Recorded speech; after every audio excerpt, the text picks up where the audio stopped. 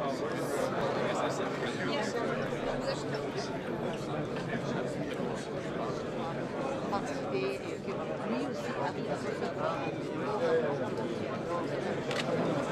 va pour toi?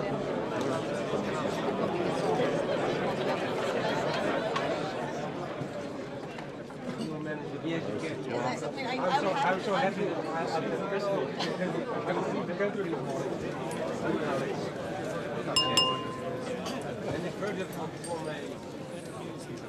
The meeting is opened. Good afternoon. First of all, let me welcome the 37 ministers and other representatives from all the countries contributing to our KFOR mission. Over the past few months, KFOR has started its transition into a smaller, more mobile force. The first step has gone well. Today we will look forward to the next steps, which will eventually result in a much smaller but still robust and capable mission. And those are the key words: robust and capable.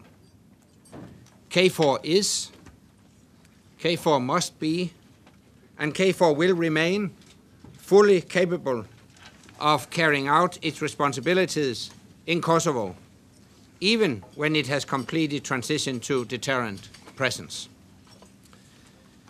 The situation is moving in the right direction, but KFOR is still needed and will still be able to do its job.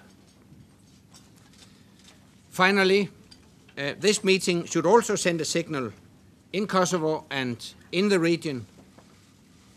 Yes, Afghanistan is NATO's largest mission, but security in Kosovo remains vital to security in the Western Balkans and to Europe more generally.